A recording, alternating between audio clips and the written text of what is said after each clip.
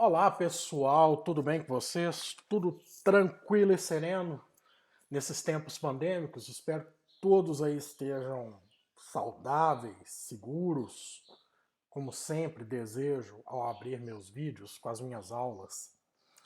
É, Hoje nós vamos dar início à física quântica e nós vamos fazer um tratamento matemático, porque essa aula de hoje, escutem bem o que eu estou falando, essas aulas de hoje são para os fortes.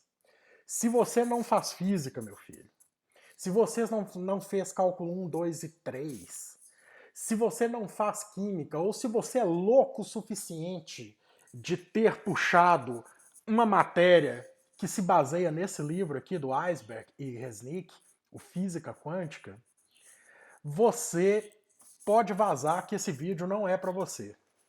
Esse vídeo é para quem estuda nesse livro aí.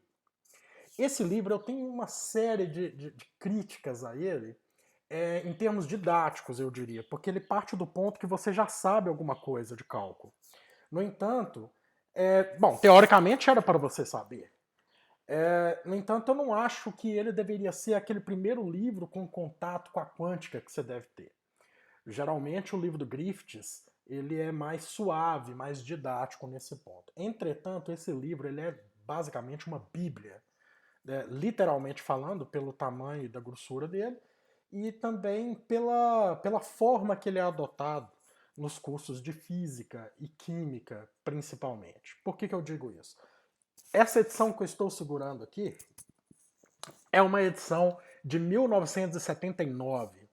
Saiu uma outra edição nos anos 80 e me parece que outra nos anos 2000, que mudou-se pouca coisa. Talvez tenha mudado uma vírgula, alguma coisa, ou algum resultado, mas nada de novo. Até as letras, os parágrafos são os mesmos. Por isso que eu estou usando esse livro antigão, que esse meu aqui é de 79. Foi uma herança que eu tenho, porque eu tenho um outro parente que também cometeu a loucura de fazer física. Então, eu o uso e com muito orgulho. Como a missão desse canal é tentar suavizar um pouco, né, abrir as contas que esses livros não abrem, hoje nossa aula será um pouco mais comprida, tá? Eu sei que, nossa, mas vídeo longo é foda. Beleza, então eu já vou avisando, essa aula vai ser comprida porque tem contas a serem abertas, beleza? Então, é, a primeira coisa que a gente vê nesse capítulo do livro aí é a questão da radiação térmica, tá? A radiação térmica que, por exemplo, dá essa radiação cósmica de fundo, aí, esse fundo de micro-ondas.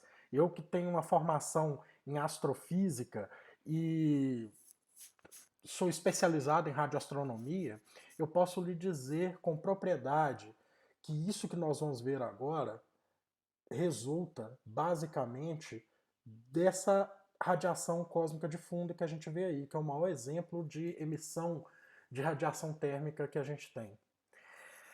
Essa outra foto que vocês estão vendo aqui embaixo é um carvão da minha churrasqueira.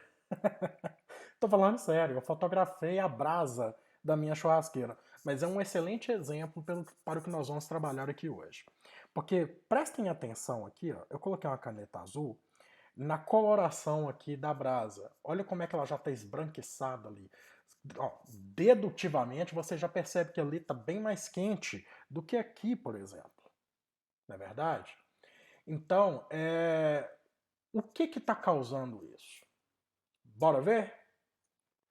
Para entender melhor, nós vamos precisar ver a radiação de cavidade. Como é que nós vamos demonstrar essa radiação de cavidade? Bom, a gente vai procurar explicar a radiação de corpo negro. O corpo negro é um corpo hipotético. Ele, na verdade, assim, ele é difícil de ser reproduzido fielmente. O que seria um corpo negro? É um corpo que não reflete nada. Ele simplesmente absorve toda a radiação que ele vê pela frente. Na prática, nós ainda não temos um corpo como esse. Né? Na prática, a gente não tem isso. Nós temos corpos que se comportam como se fossem corpos negros.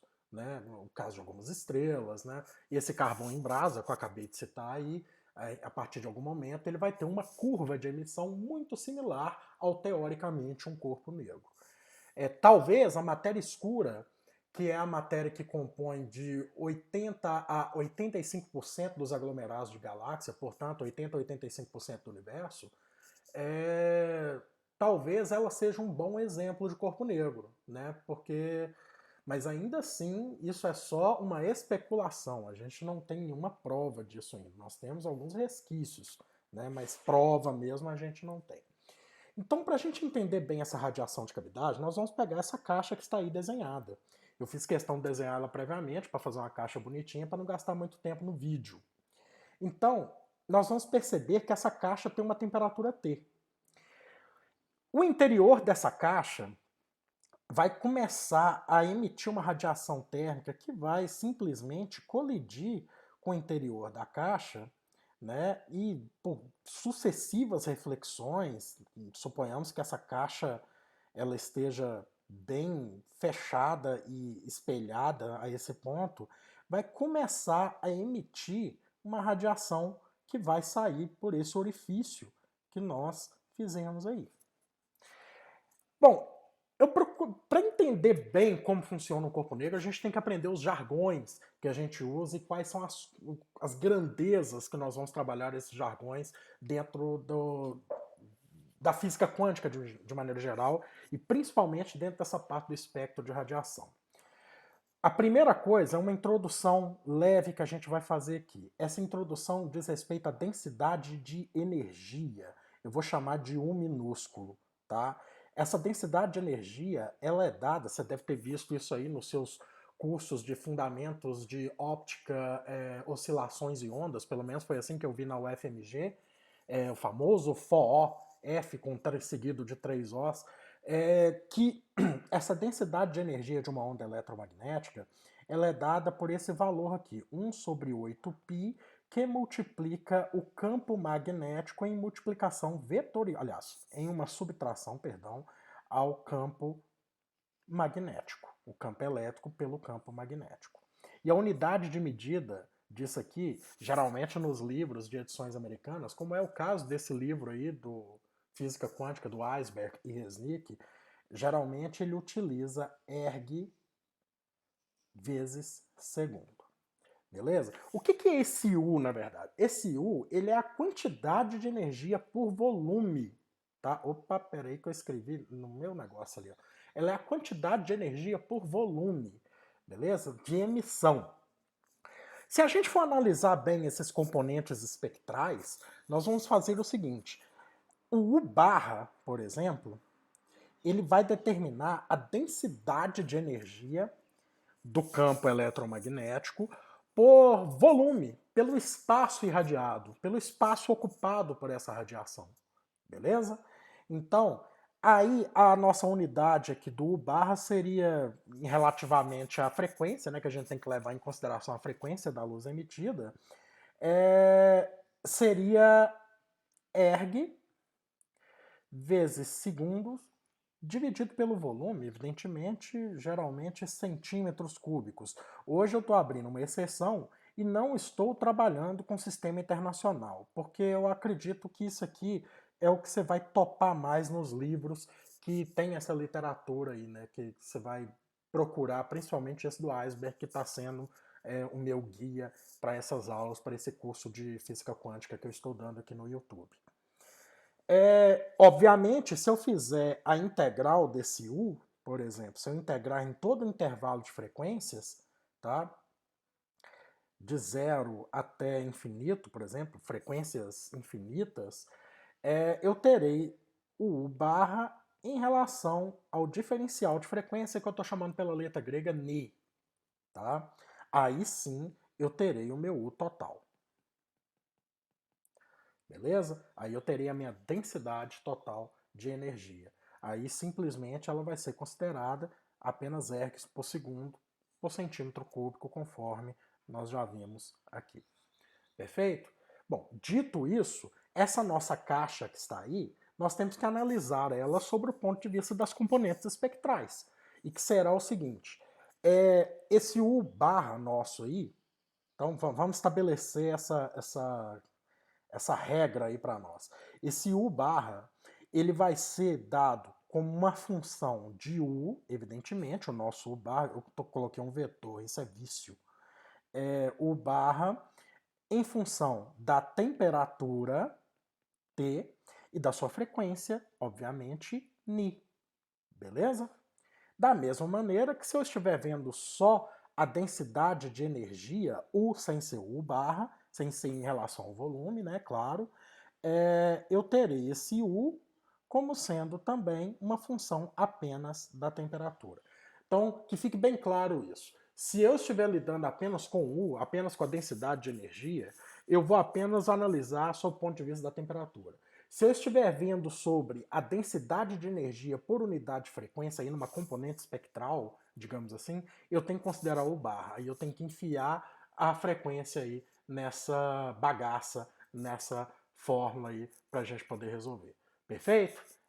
Então, para a gente entender melhor o que está acontecendo aí, quais são os buracos que existem na física quântica, aliás, as razões que levaram ao nascimento da física quântica, nós vamos voltar em 1859, onde Kirchhoff, aquele mesmo cara lá das malhas de circuito que você viu em Fundamentos de Eletromagnetismo, ele propôs a seguinte hipótese.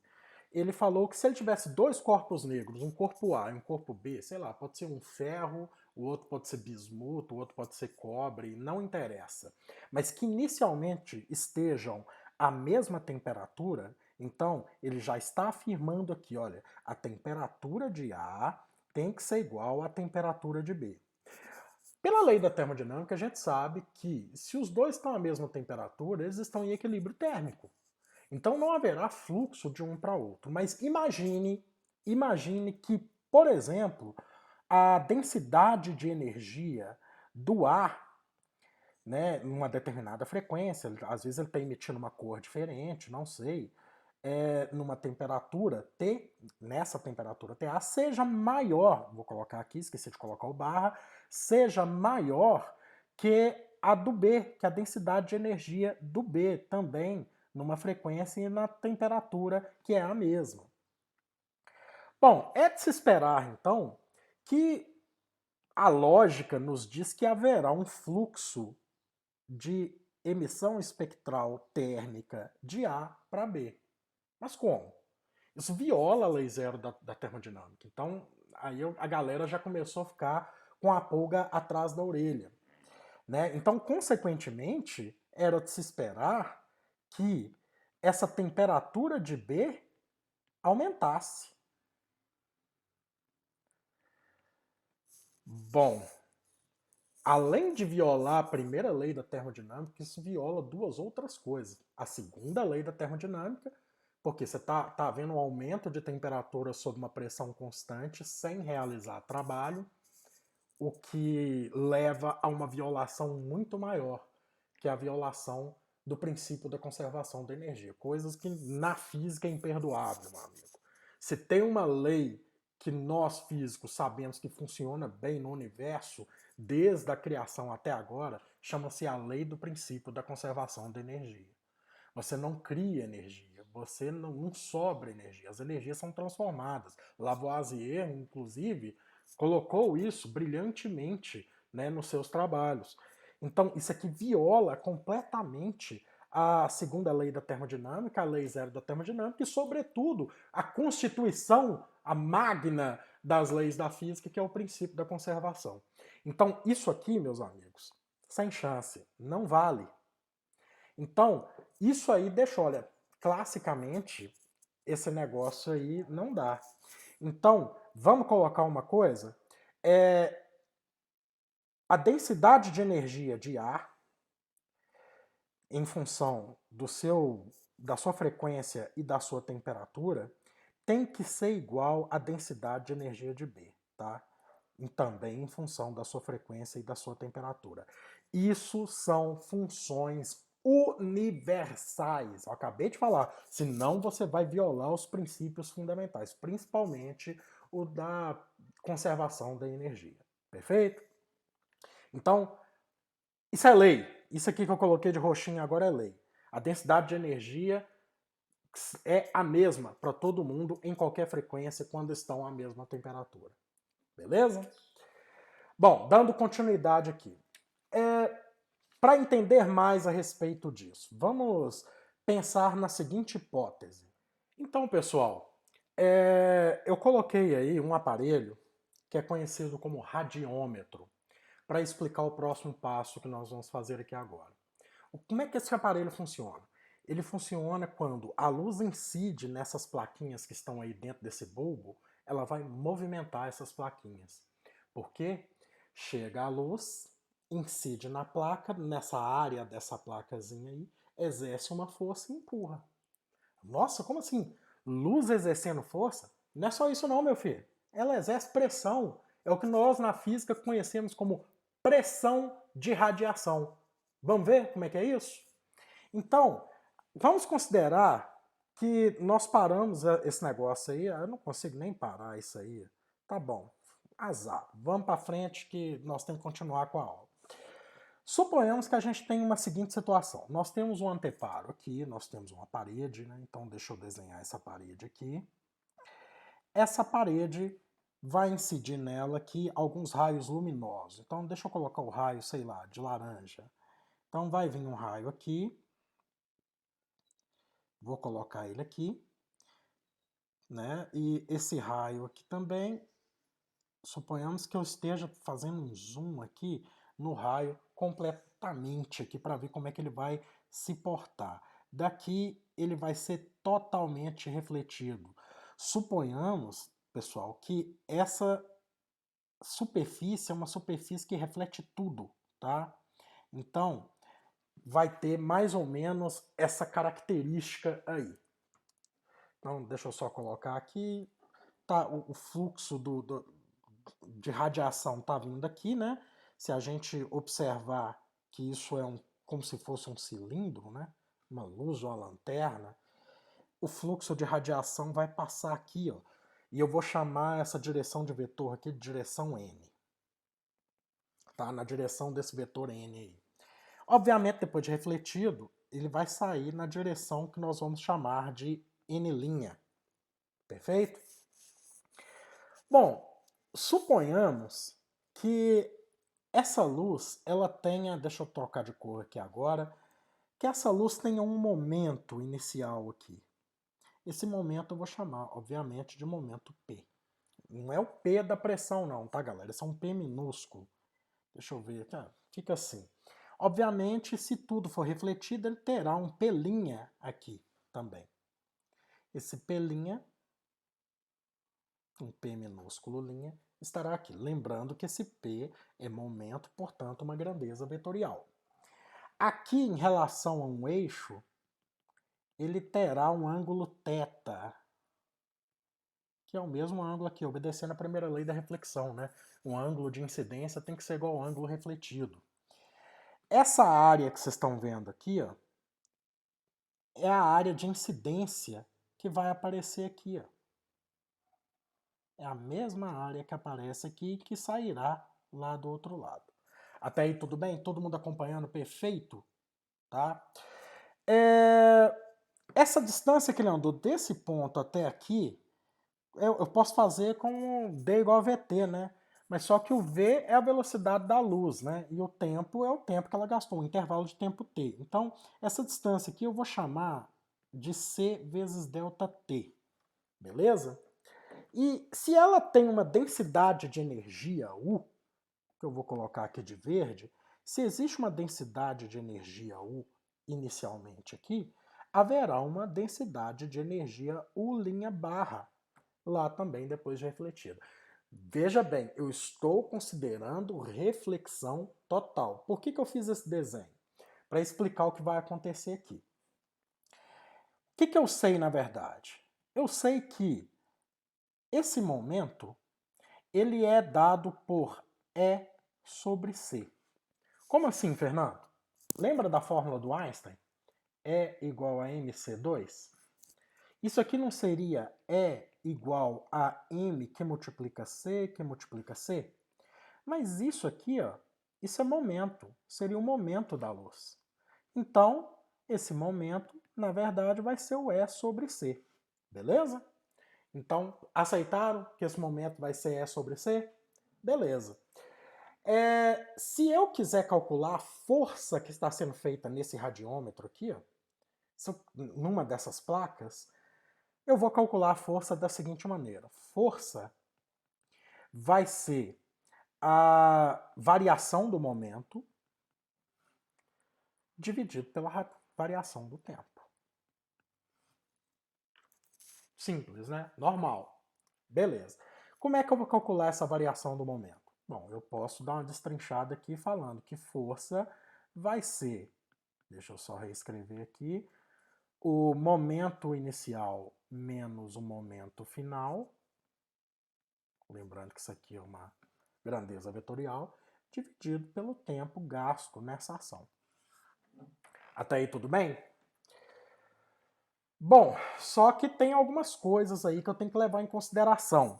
Essas coisas, primeiro, eu fiz questão de fazer aquele cálculo do volume ali, porque esse cálculo do momento, ele tem que ser levado em consideração a esse volume desse cilindro de luz que está batendo ali na parede e sendo refletido, beleza? Então, como é que nós vamos fazer isso? Olha, o momento inicial, eu posso pensar da seguinte maneira.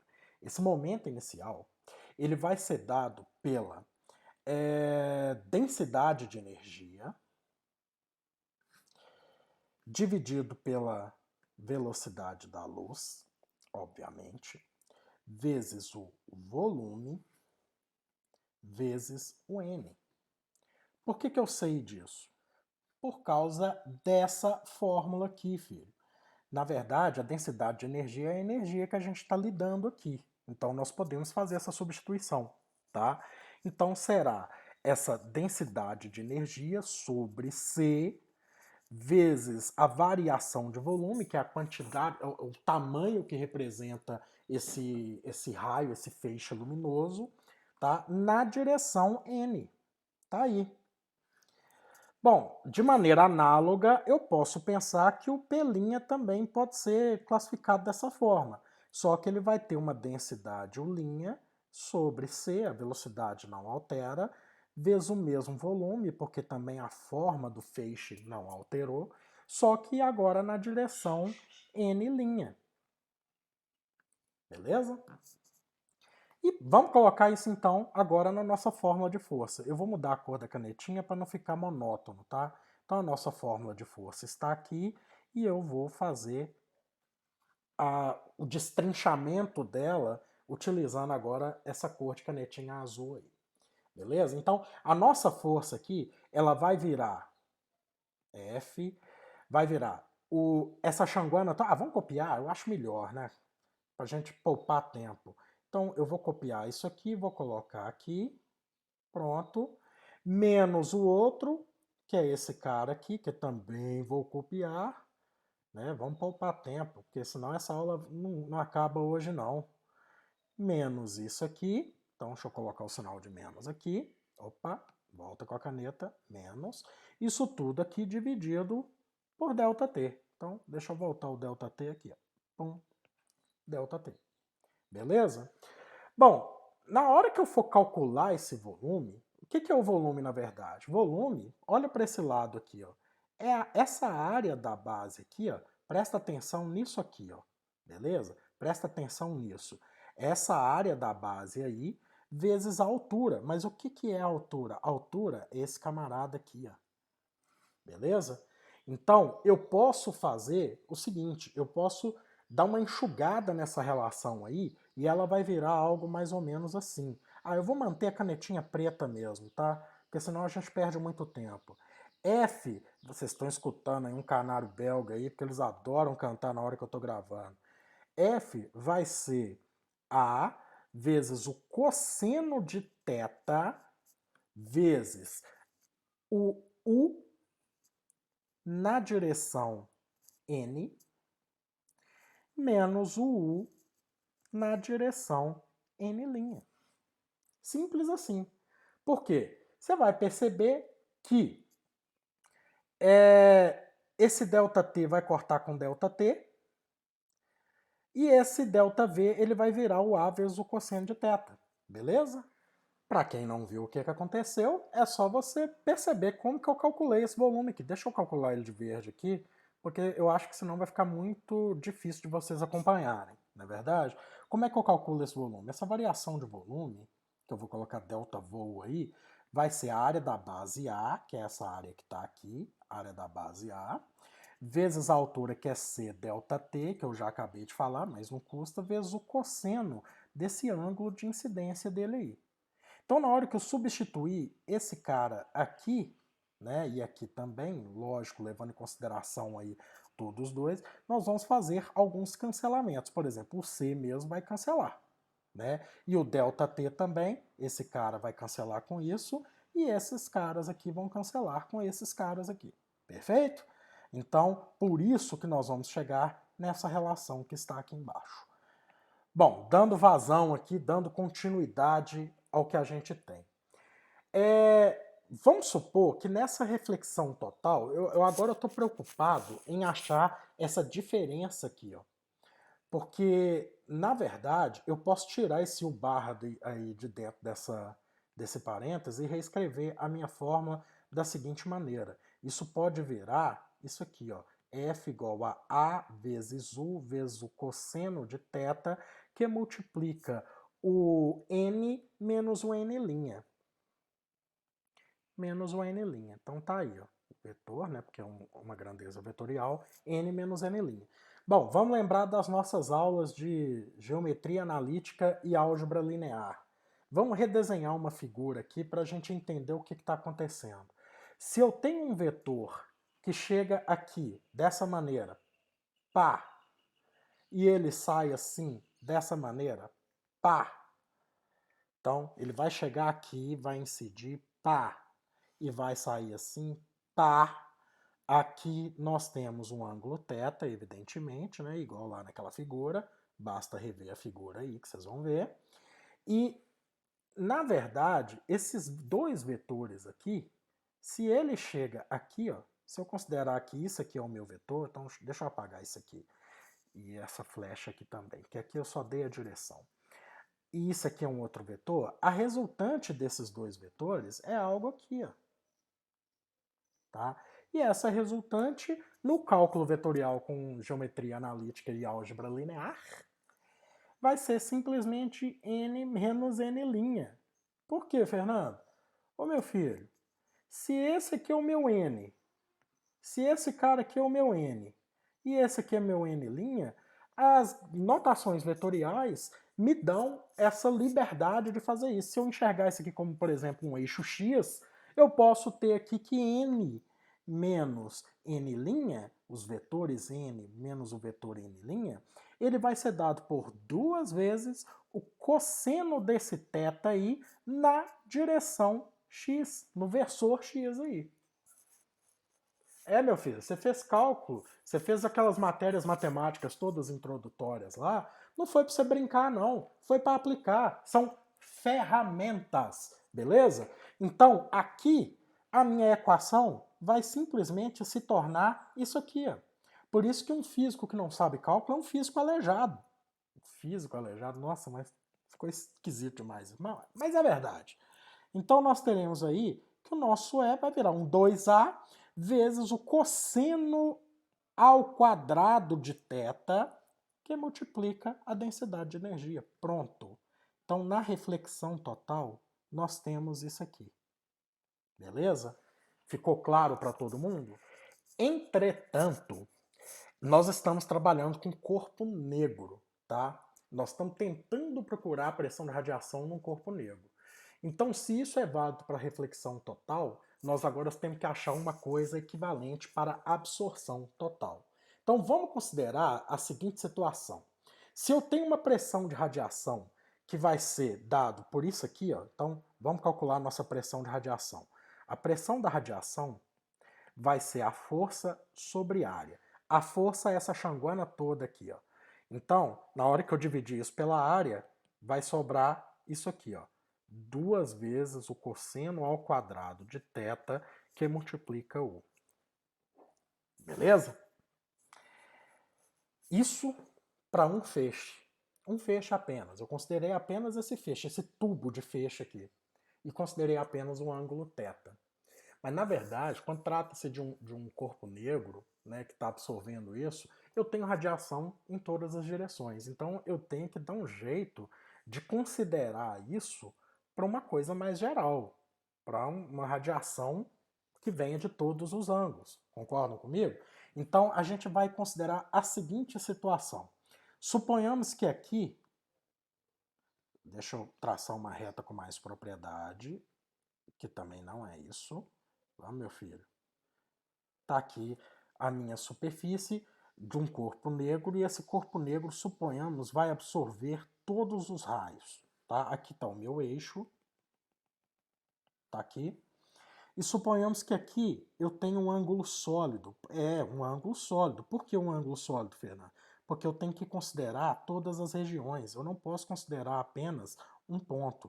Então aqui eu vou ter um ângulo sólido. Tá? Esse ângulo sólido aqui, que vocês podem ver aí, tá? Ele tem um valor ômega aqui. É, meu filho, cálculo. Isso aí, você tá achando o quê? E isso aqui ele tá no nosso famigerado ângulo θ que a gente viu lá atrás. Agora preparem-se, a matemática que vem aqui é pesada, tá? Se eu fizer o diferencial da pressão que está aí, se eu fizer o diferencial da pressão de radiação, que eu acabei de calcular lá em cima, eu terei que considerar isso nesse ângulo sólido. Então, a minha relação vai virar isso aqui, ó, 2 vezes o cosseno ao quadrado de θ vezes o ângulo sólido que vocês já viram lá no cálculo 3, né, meu filho? Cálculo 1, 2, 3, tá aí, não é só para você encher seu saco, não, tá? Pra você usar o diferencial de ômega dividido por 4π. Isso aqui, lógico, multiplicado pela nossa densidade de energia. Se eu resolver integrar isso aí, e é o que nós temos que fazer, se eu resolver integrar esse ângulo sólido aí, então vamos fazer aqui a integração dessa brincadeira aqui. Deixa eu copiar isso tudo aqui. Ó, copiei, vamos lá, vou botar aqui embaixo porque eu acho mais legal. Então, se eu fizer essa integração aqui, desse lado, opa, desse lado aqui, eu tenho que fazer exatamente a mesma coisa para o outro lado. Aqui eu estou fazendo achando a pressão de radiação em todo o espectro. Só que o negócio é o seguinte, com ângulo sólido não se brinca, se calcula. E ângulos sólidos eu tenho que levar em consideração jacobianos, tá bom? É cálculo 3, cálculo 2 e 3. Eu acho que eu vi isso em cálculo 3, quando estava vendo derivadas integrais múltiplas, né?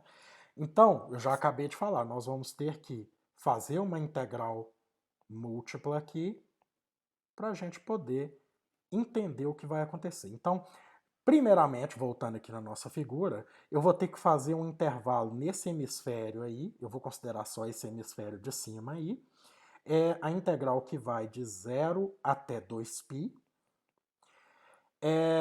numa integral também que vai de 0 a 90, ou seja, π sobre 2, dessa xanguana toda que nós calculamos aí, que vai ser 2 cosseno ao quadrado de θ sobre vezes u, já vou colocar o u aqui, sobre 4π, não posso deixar de colocar o 4π, agora vem o jacobiano, né? Vezes o seno de θ, aí dθ dφ. Opa, agora que eu vi que você cortou um pedacinho. Mas é isso aí, ó.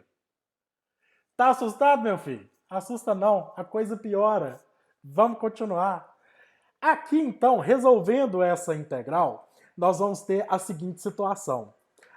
Essa integral vai... Vamos resolver ela aqui, pelo menos do jeito que a gente aprendeu tradicionalmente. Eu vou colocar aqui que... Vou colocar tudo que não é integrável fora da integral, tá?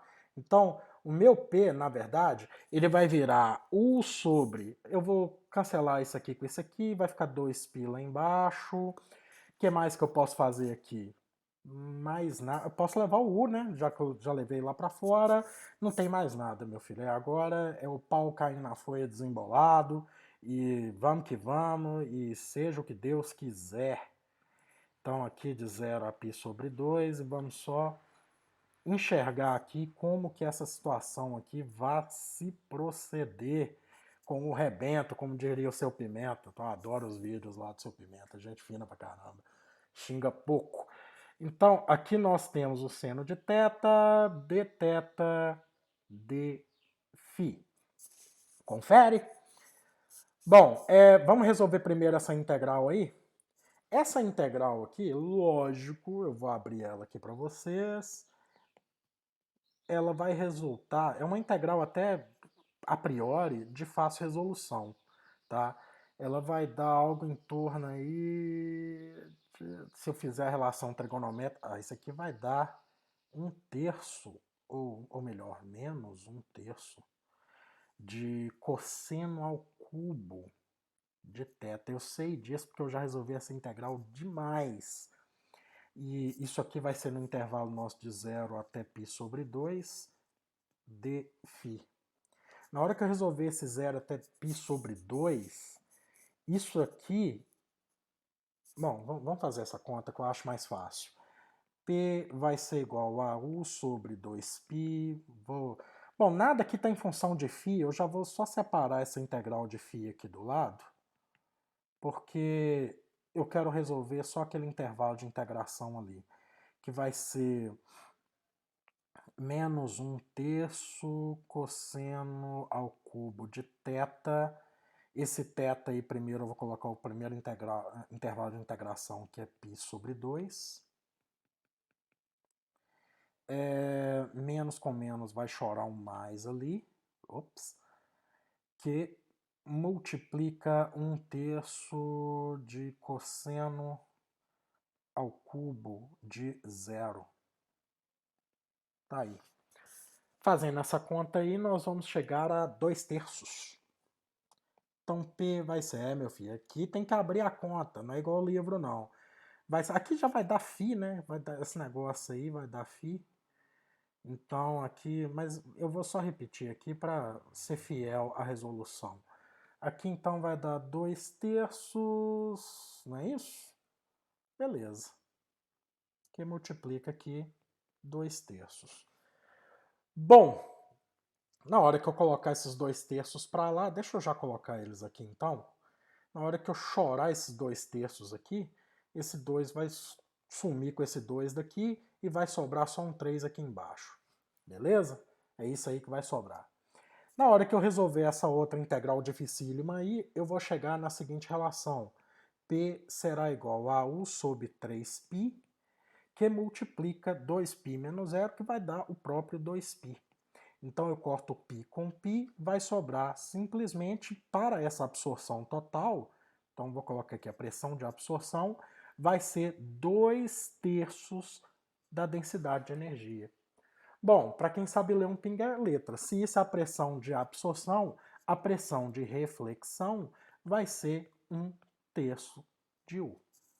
Beleza? Então, de posse desses dois valores aí, a gente pode pensar numa seguinte situação. Vamos pensar numa mecânica estatística, que é simplesmente enfiar a termodinâmica nisso aí, uma vez que a gente está vendo pressão de radiação térmica, né, para ver o que dá. De acordo com a mecânica estatística, se eu pegar todo esse negócio que está nesse ângulo sólido aqui, ó, se eu pegar tudo isso aqui que veio desse ângulo sólido aqui, ó, e colocar dentro de uma caixa hermeticamente fechada, de volume variável, tipo assim, um pistão, como queiram, eu vou ter uma coisa mais ou menos assim. Então, suponhamos que eu tenho aqui o meu pistão, e aqui tem uma tampa, essa tampa ela tem a liberdade de se mover, beleza? Por que eu estou fazendo isso? Porque eu estou tentando imaginar uma situação termodinâmica, tá, pessoal? Aqui nós temos a nossa densidade de energia, a uma pressão P ocupando um volume V e numa temperatura T. Então a nossa radiação está totalmente aqui presa dentro disso aí. Vale lembrar que isso aqui são coisas hipotéticas, ideais, que a gente está trabalhando, a gente está tentando pelo menos entender matematicamente como é que ela se comporta. Então, termodinamicamente falando, a minha energia total, já que eu integrei no ângulo sólido, a minha energia total, que vai ser esse U grandão aqui, ele vai ser... vai estar encerrado nesse volume aí, com uma densidade de energia na sua temperatura T, basicamente. Tá? Se eu variar esse volume, se eu der uma variação desse volume, eu estou realizando trabalho, né? Já que termodinamicamente falando, é isso que está acontecendo. Eu estou realizando trabalho. Então, esse trabalho, na verdade, eu vou ter um diferencial desse trabalho que vai ser dado principalmente por uma pressão constante em função de uma variação de volume. Meu filho, nós estamos vendo aí basicamente a primeira lei da termodinâmica. Então, baseado nessa primeira lei da termodinâmica, no caso de absorção total, eu peguei toda essa radiação e coloquei lá dentro. Nessa radiação total, eu tenho que simplesmente considerar aqui todo esse valor aqui refletido. Tá? Suponhamos, então, vamos voltar para a reflexão.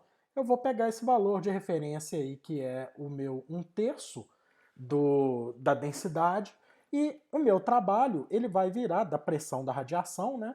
O meu trabalho, ele vai virar isso aqui, ó, U de T dividido por 3, que multiplica esse diferencial de volume. Bom, dando continuidade aqui. Essa variação de trabalho, ela vai aumentar a entropia. Olha só o tanto de física que nós estamos enfiando aí, cara. Ela vai variar a entropia do sistema, tá? Então vamos colocar isso aqui. Esse diferencial de trabalho, ele vai variar o diferencial de entropia, o ds do sistema. E esse ds, nada mais, nada menos, é do que o diferencial total desse U que nós calculamos aí, mais o diferencial do trabalho em função da temperatura T. Beleza? Tá aí, ó. É isso que está ocorrendo. Bom, para calcular esse diferencial de entropia, como é que nós vamos fazer? Vamos estabelecer aqui algumas regrinhas. Primeiro, esse DU grandão aí, ele vai ser o U minúsculo vezes o dV mais o V vezes o du sobre dt. Isso aí que o princípio de entropia nos fala, tá? E o diferencial de trabalho, ele vai ser dado por U sobre 3, isso aí já não é novidade, que a gente já calculou lá em cima, vezes dt. Agora nós vamos colocar isso tudo aqui substituindo nessa relação, tá? Nós vamos botar esses dois aqui substituindo nessa relação. Aí a coisa vai ficar mais ou menos assim. Deixa eu só colocar aqui uma cor diferente para ficar mais bonitinho.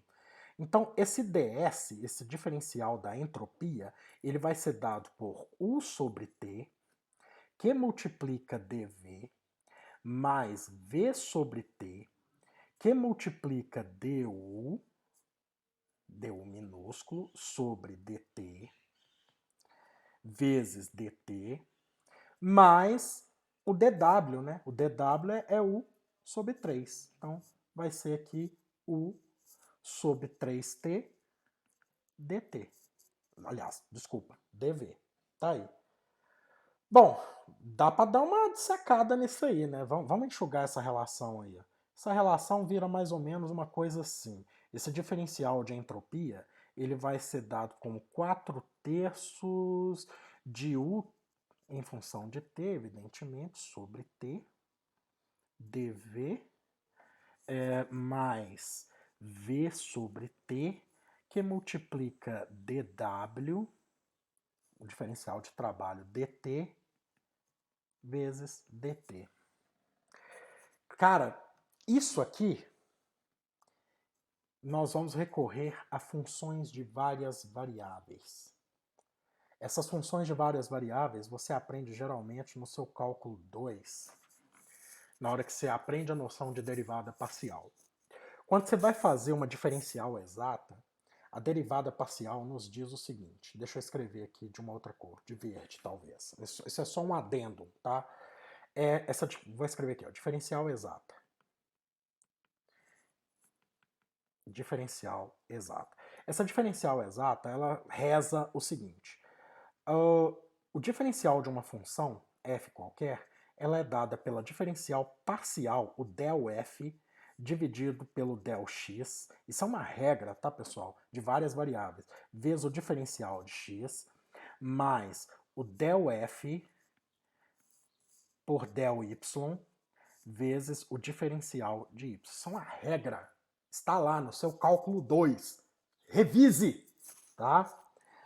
E ele fala basicamente o seguinte, eu tenho uma derivada parcial que pode ser calculada utilizando essa relação aqui, ó.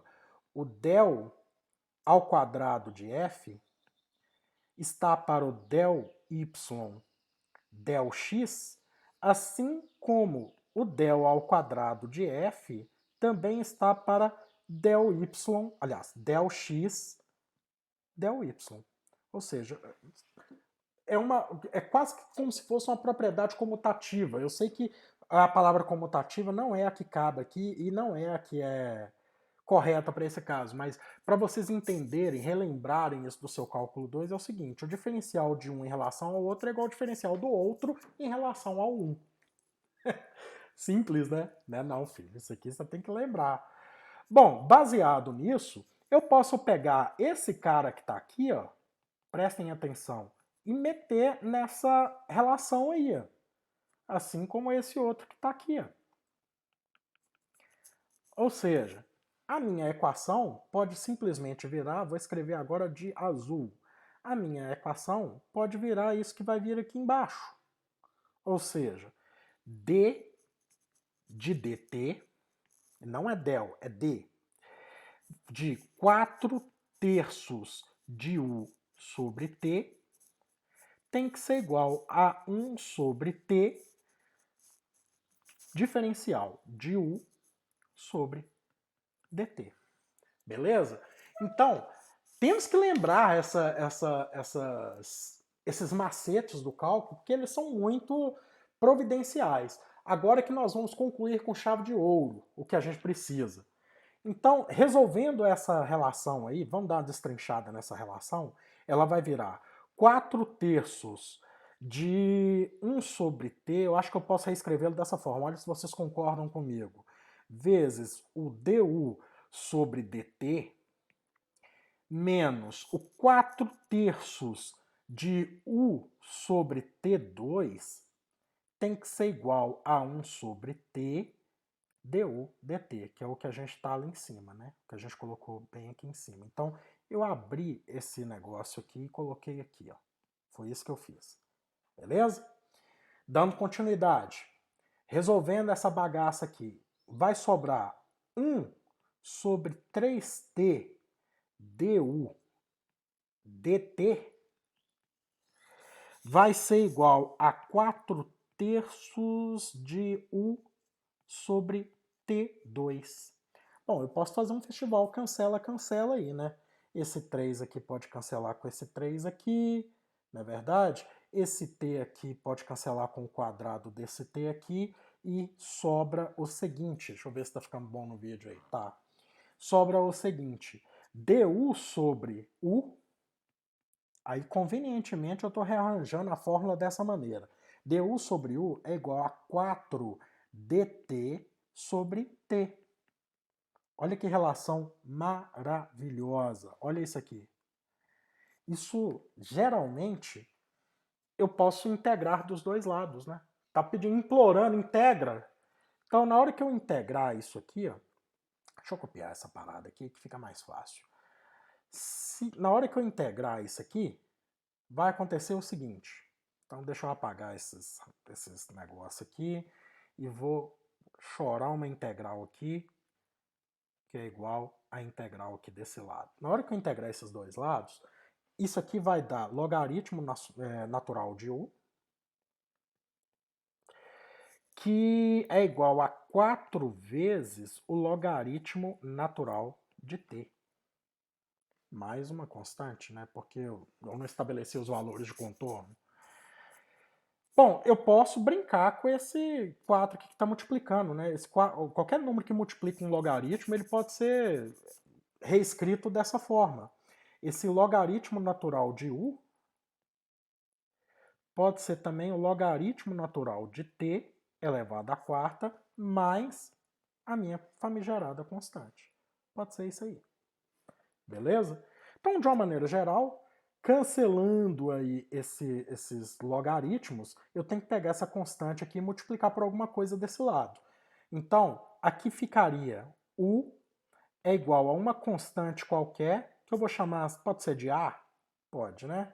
Vezes a temperatura elevada à quarta. Gente, olha para você ver como é que isso aí já está ficando familiar para mim. Isso aí você não vai encontrar no livro do Iceberg. Aqui você não vai encontrar, não. O primeiro capítulo dele, ele já trabalha com essa relação que nós vamos chegar aí, mas sem mostrar de onde que ela vem. E eu estou abrindo essa conta aqui para vocês. Ó. Então, o u é igual a uma constante qualquer vezes t elevado a 4.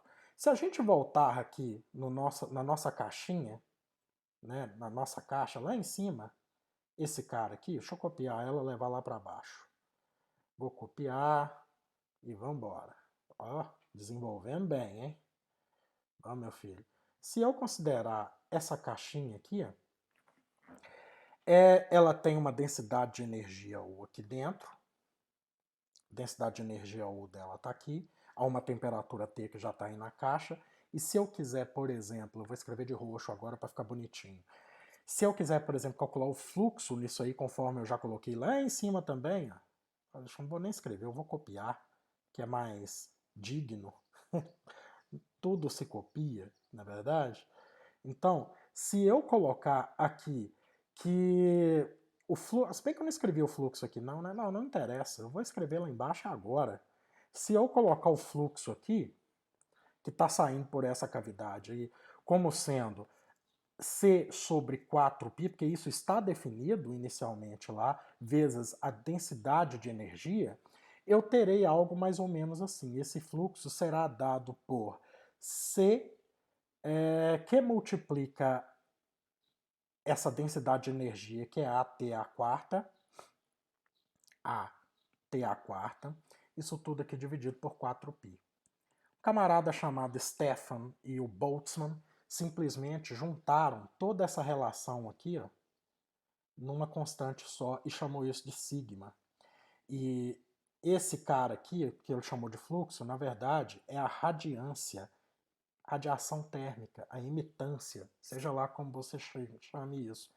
Isso aqui vai ser o sigma, que multiplica T a quarta. Pronto, tá aí. O iceberg, ele começa a trabalhar a partir daqui. Esse valor de sigma que você está vendo aí, na verdade a radiância é a energia pela área vezes o tempo, né? Essa conhecida como lei de Stefan Boltzmann, ou Stephen Boltzmann, já que você gosta de falar bonitinho, vai ser mais ou menos assim. E esse valor aqui do sigma, ele vai ser algo em torno de 5,67 vezes 10 a menos 8 watt dividido por metro ao quadrado, porque é uma área, vezes a temperatura a quarta, Kelvin a quarta. Beleza, pessoal? Bom, eu espero que vocês tenham gostado. Eu não vou pedir desculpa porque o vídeo foi longo, porque eu avisei no início que ia ser longo. Não vou pedir desculpa pela matemática pesada, porque a função desse canal é abrir essas contas para vocês, tá? E esse curso é para quem está fazendo física, para quem é aluno da física, ou então para quem é aluno da química que está se aventurando na quântica, ou para qualquer outro maluco das exatas que resolveu puxar isso como eletiva. Meu filho, você precisa ser benzido. Enfim, um forte abraço para todo mundo, espero que tenham gostado. Não esqueça de deixar o seu like, não esqueça de se inscrever no canal e ativar o sininho, pô! É isso aí, um abraço!